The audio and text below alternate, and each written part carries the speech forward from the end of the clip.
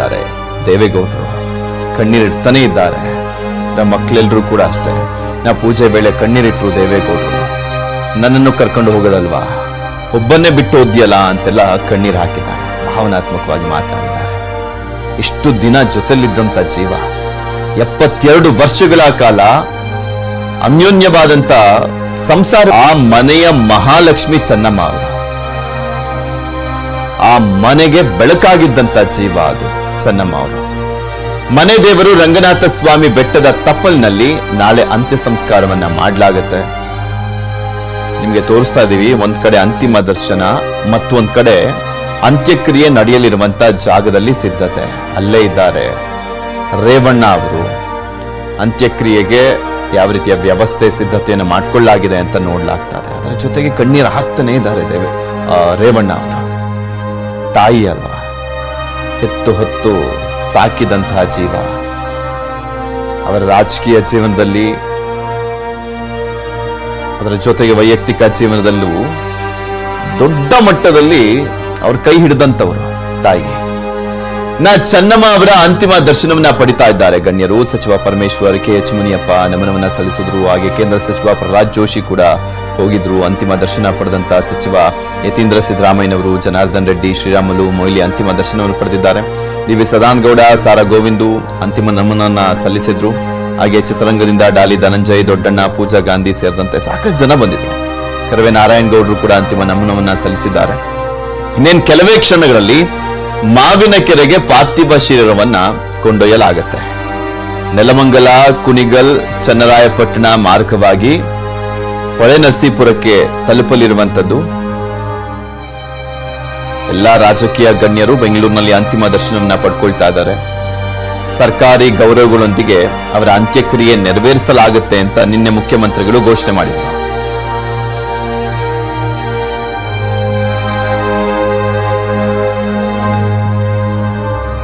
ಅಂತಿಮ ದರ್ಶನ ಪಡೆದಂತ ಗಣ್ಯರೆಲ್ಲರೂ ಕೂಡ ಮಾತನಾಡಿದ್ದಾರೆ. ಏನ್ ಹೇಳಿದ್ದಾರೆ ಕೇಳೋಣ.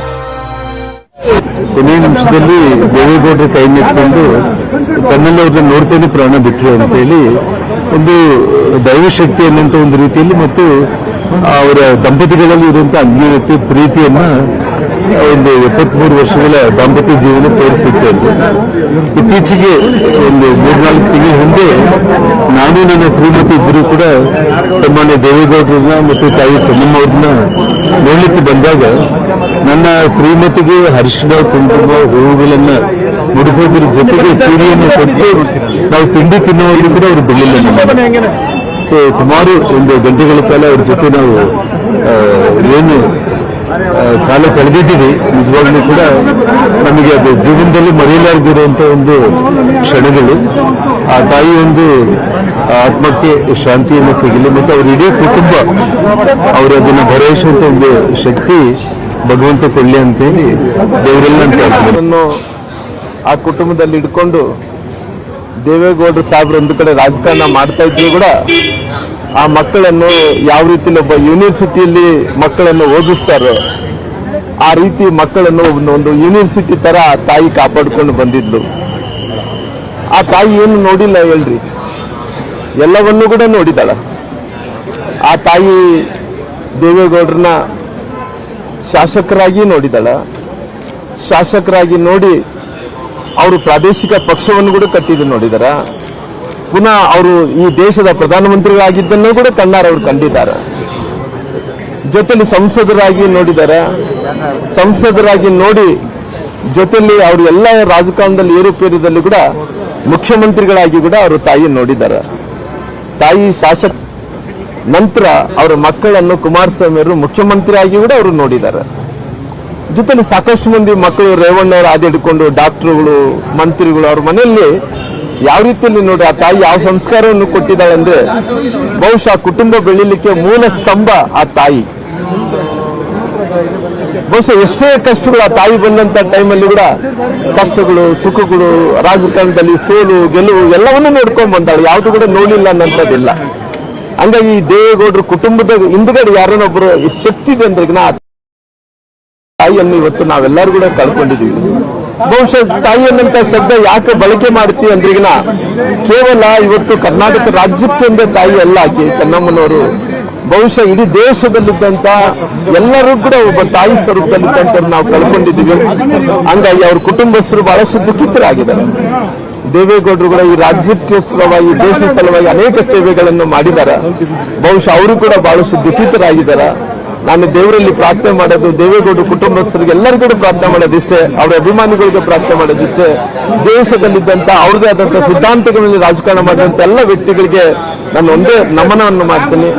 ಅವರೆಲ್ಲವನ್ನೂ ನೋಡಿ ನಮ್ಮವರು ನಮ್ಮೆಲ್ಲರೂ ಬಿಟ್ಟು ಅಗಲಿದ್ದಾರೆ. ಸನ್ಮಾನ್ಯ ದೇವೇಗೌಡರ ಕುಟುಂಬದ ಆಧಾರ ಸ್ತಂಭವಾಗಿ ಅವರು ತಮ್ಮ ಜೀವನವನ್ನ ಸಾಗಿಸಿದ್ರು.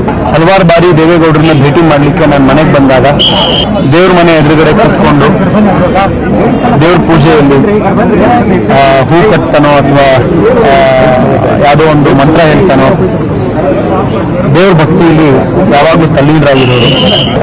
ದೇವೇಗೌಡರ ಕುಟುಂಬ ಈ ಮಟ್ಟಕ್ಕೆ ಬೆಳೆದಿದೆ ಅಂತಂದ್ರೆ, ಇಷ್ಟೊಂದು ಜನಮನ್ನಣೆ ಕುಟುಂಬಕ್ಕೆ ಸಿಕ್ಕಿದೆ ಅಂತಂದ್ರೆ, ಚೆನ್ನಮ್ಮನವರು ಈ ಕುಟುಂಬದ ಬಹಳ ದೊಡ್ಡ ಒಂದು ಆಧ್ಯಾತ್ಮಿಕ ಶಕ್ತಿ ಅಂತಂದ್ರೆ ತಪ್ಪಾಗಲ್ಲ. ಹಿರಿಯ ಮುತ್ತೈದೆಯಾಗಿ ಅವರು ಅವರ ಜೀವನದ ಈ ಪಯಣವನ್ನ ಮುಗಿಸಿದ್ದಾರೆ. ಭಗವಂತ ಅವರಿಗೆ ಸದ್ಗತಿಯನ್ನು ಪ್ರಾರ್ಥನೆ ಜೊತೆಗೆ ಸಿಗಲಿ, ಅವರಿಗೆ ಸದ್ಗತಿಯನ್ನು ಭಗವಂತ ಕರುಣಿಸಲಿ. ದೇವೇಗೌಡರ ಕುಟುಂಬಕ್ಕೆ, ದೇವೇಗೌಡರಿಗೆ, ಅವರ ಎಲ್ಲ ಮಕ್ಕಳಿಗೆ, ಆಮೇಲೆ ಅವರ ದೊಡ್ಡ ಕುಟುಂಬ, ಆ ಇಡೀ ಕುಟುಂಬಕ್ಕೆ ಈ ನೋವನ್ನ ಭರಿಸುವಂತ ಶಕ್ತಿ ಭಗವಂತ ನೀಡಲಿ, ಅವರಿಗೆ ಎಲ್ಲ ರೀತಿಯಲ್ಲಿ ಸದ್ಗತಿ ಸಿಗಲಿ ಅಂತ ಪ್ರಾರ್ಥನೆ ಮಾಡಿ. ಎಚ್.ಡಿ. ದೇವೇಗೌಡರ ಸಹಧರ್ಮಿಣಿ ಚೆನ್ನಮ್ಮ ಅವರು ದೇವೇಗೌಡರ ಮತ್ತು ಅವರ ಇಡೀ ಕುಟುಂಬದ ಒಂದು ಆಧಾರ ಸ್ತಂಭವಾಗಿದ್ದು, ಅವರಿಗೆ ವಿಶೇಷವಾದಂಥ ಶಕ್ತಿಯನ್ನು ಅವರ ಬದುಕಿನ, ದೇವೇಗೌಡರ ಬದುಕಿನಡಿ ಕೊಟ್ಟಂಥ ಒಂದು ಕೆಲಸ ಅವರು ಮಾಡಿದ್ದಾರೆ. ಮಾಜಿ ಪ್ರಧಾನಮಂತ್ರಿಗಳಾದಂತಹ ದೇವೇಗೌಡರ ಜೀವನದ ಒಡನಾಡಿ, ಸಂಗಾತಿ, ಮಾತೋಶ್ರೀ ಚೆನ್ನಮ್ಮ ದೇವೇಗೌಡರು ಇವತ್ತು ದೈವಾಧೀನರಾಗಿದ್ದಾರೆ. ದೈವಾಧೀನ ಅನ್ನುವಂಥ ಪದ ಅವರಿಗೆ ಅತ್ಯಂತ ಸೂಕ್ತವಾಗಿದೆ. ಯಾಕಂದ್ರೆ ಅತ್ಯಂತ ದೈವಿ ಭಕ್ತರು. ಮಕ್ಕಳು ಸ್ವತಃ ಅವರ ಸಂಗಾತಿ ದೇವೇಗೌಡರು ಮಂತ್ರಿ, ಮುಖ್ಯಮಂತ್ರಿ, ಪ್ರಧಾನಮಂತ್ರಿ, ಅವ್ರ ಮಕ್ಕಳು ಮಂತ್ರಿ, ಮುಖ್ಯಮಂತ್ರಿ, ಪ್ರಧಾನಮಂತ್ರಿ, ಇಷ್ಟೆಲ್ಲ ಆದರೂ ಸಹಿತ ಒಬ್ಬ ಸಾಮಾನ್ಯ ಗೃಹಿಣಿಯಾಗಿ ಇಡೀ ಕುಟುಂಬವನ್ನ ಯಾವ ರೀತಿ ನಿರ್ವಹಿಸಬೇಕು ಅಂತನ್ನುವಂಥದ್ದು ಇಡೀ ಸಮಾಜಕ್ಕೆ ತೋರಿಸಿದಂತಹ ಒಂದು ಆದರ್ಶ ಗೃಹಿಣಿ ಅವರು. ಅಷ್ಟೇ ಅಲ್ಲದೆ ದೇವೇಗೌಡರ ಹಿಂದಿನ ಅತ್ಯಂತ ಶಕ್ತಿಯಾಗಿ ಅವರಿಷ್ಟೆಲ್ಲವೂ ಜೀವನದಲ್ಲಿ ಸಾಧನೆಯನ್ನ ಮಾಡಲಿಕ್ಕೆ ಕುಟುಂಬವನ್ನ ಅತ್ಯಂತ ವ್ಯವಸ್ಥಿತವಾಗಿ ಮತ್ತು ಸಂಸ್ಕಾರಿತವಾಗಿ ಬೆಳೆಸಲಿಕ್ಕೆ ಅವರ ಕೊಡುಗೆ ಅಪಾರವಾಗಿದೆ. ದೇವೇಗೌಡರಿಗೆ ಒಂದು ಬಹುದೊಡ್ಡ ಆಘಾತ ಅವರಿಗೆ ಮತ್ತು ಅವರ ಕುಟುಂಬಕ್ಕೆ ಆಗಿದೆ. ವಿಶೇಷವಾಗಿ ದೇವೇಗೌಡರಿಗೆ 70 ವರ್ಷಕ್ಕಿಂತ ಹೆಚ್ಚು ಸಂಗಾತಿಯಾಗಿದ್ದಂಥವರು, ಆತಿಥ್ಯಕ್ಕೆ ಮತ್ತೊಂದು ಹೆಸರು ಅವರಾಗಿದ್ರು. ಬಹುತೇಕ ಇವತ್ತು ಏನು ಕಾಂಗ್ರೆಸ್ಸಿಗೆ ಪರ್ಯಾಯವಾಗಿ ದೇವೇಗೌಡರು, ರಾಮಕೃಷ್ಣ ಹೆಗಡೆ ಅವರು, ಬೊಮ್ಮಾಯಿ ಅವರು, ಇವರೆಲ್ಲ ಒಂದು ಜೆ.ಎಚ್. ಪಟೇಲ್ರು, ಇವರೆಲ್ಲ ಒಂದು ಪರ್ಯಾಯ ರಾಜಕಾರಣವನ್ನು ಮಾಡಿದರೆ ಅದರಲ್ಲಿ ದೇವೇಗೌಡರ ಪಾತ್ರ ಬಹಳ ಮಹತ್ವದ್ದಿತ್ತು. ಇಂಥ ಎಲ್ಲ ಸಂದರ್ಭದಲ್ಲಿಯೂ ಸಹಿತ ಮನೆ ಮತ್ತು ಮನೆಗೆ ಬರ್ತಿರುವಂತಹ ಅವತ್ತಿನ ಜನತಾ ಪರಿವಾರದ ನಾಯಕರನ್ನ ಅತ್ಯಂತ ಗೌರವದಿಂದ ಒಂದು ಆತಿಥ್ಯವನ್ನ ಕೊಟ್ಟು ಅವರಿಗೆ ಊಟವನ್ನ ಬಡಿಸಂತ ಮಹಾ ಪುಣ್ಯಾತ್ಮರವರು. ಅವರು ಕಾರಣದಿಂದನೇ ದೇವೇಗೌಡರಿಗೆ ಇಷ್ಟೊಂದು ಹಂತದಲ್ಲಿ ಅವರ ಯಾವುದೇ ರೀತಿಯ ನಿರ್ವಿಘ್ನವಾಗಿ ಮೇಲಕ್ಕೆ ರಾಜಕೀಯದಲ್ಲಿ ಹೋಗಲಿಕ್ಕೆ ಸಾಧ್ಯ ಆಯಿತು. ಅವರ ನಿಧನದಿಂದ ಇವತ್ತು ದೇವೇಗೌಡರಿಗೆ ಬಹಳಷ್ಟು ಆಘಾತ ಆಗಿದೆ. ದೇವೇಗೌಡರ ಜೊತೆಗೆ ಸನ್ಮಾನ್ಯ ಕುಮಾರಸ್ವಾಮಿ ಮತ್ತು ಅವರೆಲ್ಲ ಕುಟುಂಬದವರ ಜೊತೆಗೆ ನಾವೆಲ್ಲರೂ ಇರ್ತೇವೆ. ಅವರಿಗೆ ಆಘಾತ ಸಹನ ಮಾಡೋ ಶಕ್ತಿ ಕೊಡಲಿ ಅಂತ ಹೇಳ್ತಾ ಇವತ್ತು ಭಾರತ ಸರ್ಕಾರದ ಪರವಾಗಿ, ಸನ್ಮಾನ್ಯ ಪ್ರಧಾನಮಂತ್ರಿಗಳ ಪರವಾಗಿಯೂ ಸಹಿತ ನಾನು ಇವತ್ತು ಅವರಿಗೆ ಶ್ರದ್ಧಾಸುಮನಗಳನ್ನು ಅರ್ಪಿಸಿದ್ದೇನೆ. ನಾಳೆ ನಾನು ಭಾರತ ಸರ್ಕಾರದ ಪರವಾಗಿ ನಾನು ಅಂತಿಮ ಸಂಸ್ಕಾರದಲ್ಲಿ ಭಾಗವಹಿಸ್ತಾ ಇದ್ದೇನೆ.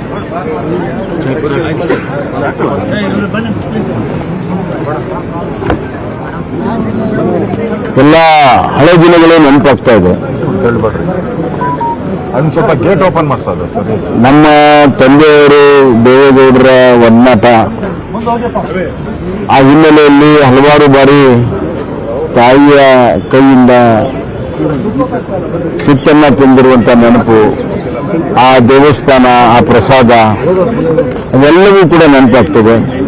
ವಾತ್ಸಲ್ಯ ಮೂರ್ತಿ ಶ್ರೀಮತಿ ಚೆನ್ನಮ್ಮ ಅವರು ಒಂದೇ ಹೇಳಬೇಕು ಅಂತಂದ್ರೆ, ಆಸಿಡ್ ದಾಳಿ ಆದ ಮೇಲೆ ನಾವೆಲ್ಲ ಬಹಳ ಜನ ಇನ್ನೇನು ಚೇತರಿಸ್ಕೊಳ್ಳಲ್ಲ ಅಂತ ನಾವು ತಿಳ್ಕೊಂಡಿದ್ವಿ. ಆದರೆ ಅದು ದೈವ ಕೃಪೆ ಮತ್ತು ಅವರ ಆತ್ಮ ಸ್ಥೈರ್ಯ. ಆಸಿಡ್ ದಾಳಿಯಿಂದ ಹೊರಗಡೆನೂ ಬಂದರು, ಇನ್ನಷ್ಟು ಗಟ್ಟಿಯಾದರೂ ಮಂಥನವನ್ನ ಮುಂದೆ ನಡೆಸಿದ್ರು. ದೇವೇಗೌಡರಿಗೆ ಒಂದು ದೊಡ್ಡ ಆಶ್ರಯ, ಒಂದು ಸ್ತಂಭವಾಗಿ ಎಲ್ಲ ಸುಖ ದುಃಖಗಳ ಏರುಪೇರುಗಳಲ್ಲಿ ಗಟ್ಟಿಯಾಗಿ ನಿಂತವರು ಚೆನ್ನಮ್ಮ ಅವರು. ಚೆನ್ನಮ್ಮ ಅವರ ಅವ್ರ ನಡೆ ನೋಡಿದಾಗ ಇಂಗ್ಲಿಷಿನ ಗಾದೆ ಇದೆ, there is a woman behind every successful man ಅಂತ. ಸೊ ಇದು ಚೆನ್ನಮ್ಮ ಅವರಿಗೆ ಹೇಳಿ ಮಾಡಿಸಿರುವಂತ ಒಂದು ಗಾದೆ, there is a woman behind every successful man. ಹೀಗಾಗಿ ಇವತ್ತು ಚೆನ್ನಮ್ಮ ಅವರನ್ನ ನಾವು ನೋಡುವಂತ ದೃಷ್ಟಿ ತಾಯಿ ಸಮಾನ. ಇಡೀ ಕರ್ನಾಟಕದ ಜನರಿಗೆ, ತಾಯಂದರಿಗೆ ಸ್ಫೂರ್ತಿ ಕೊಡುವಂತದ್ದು. ಎಂಥ ಕಷ್ಟ ಬಂದರೂ ಕೂಡ ಜೀವನ ಉತ್ಸವನ್ನ ಎಂದೂ ಕೂಡ ಮರಿದಂಥವ್ರು. ಜೀವನ ಉತ್ಸವವನ್ನು ಯಾವಾಗ ಇಟ್ಕೊಂಡು ಸದಾ ಸಕಾರಾತ್ಮಕವಾಗಿ, ದೇವೇಗೌಡರಿಗೆ ಹಿನ್ನಡೆ ಆದಾಗಲೂ ಕೂಡ ಅವ್ರು ಸಕಾರಾತ್ಮಕವಾಗಿ ಧೈರ್ಯವನ್ನ ತುಂಬಿದ್ದು, ನಿಮ್ಗೆ ಒಳ್ಳೇದಾಗುತ್ತೆ ನಾಳೆ ಅನ್ನುವಂಥದ್ದನ್ನ ಮತ್ತೆ ಅಮ್ಮ ಏನು ಪ್ರೆಡಿಕ್ಟ್ ಮಾಡ್ತಿದ್ಲು, ಏನು ಹೇಳ್ತಾ ಇದ್ಲು, ಅದು ಆಗ್ತಿತ್ತು.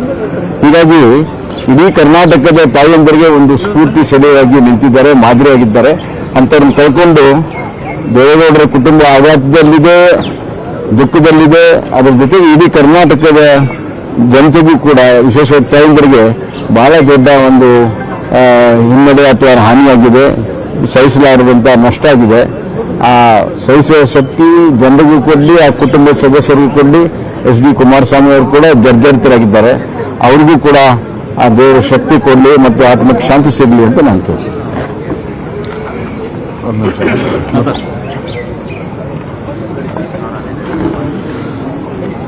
ದಿವಂತರಾಗಿದ್ದಂಥ ಚೆನ್ನಮ್ಮ ಅವರು ನಮ್ಮ ಪದ್ಮನಾಭ ನಗರ ವಿಧಾನಸಭಾ ಕ್ಷೇತ್ರದಲ್ಲಿ ಬಹಳ ವರ್ಷಗಳಿಂದ ವಾಸ ಮಾಡ್ತಾರೆ. ನಾನು ಕೂಡ ಹಲವಾರು ಬಾರಿ ಮನೆಗೆ ಬಂದು ದೇವೇಗೌಡರ ಆಶೀರ್ವಾದಕ್ಕೆ ಬಂದಾಗ ಅವರು ನನಗೆ ಸಿಹಿ ಇರ್ಬೋದು, ಊಟ ಇರ್ಬೋದು, ಎಲ್ಲವನ್ನ ಕೊಟ್ಟಿದ್ದಾರೆ. ಸೊ ಒಂಥರ ತಾಯಿ ರೀತಿ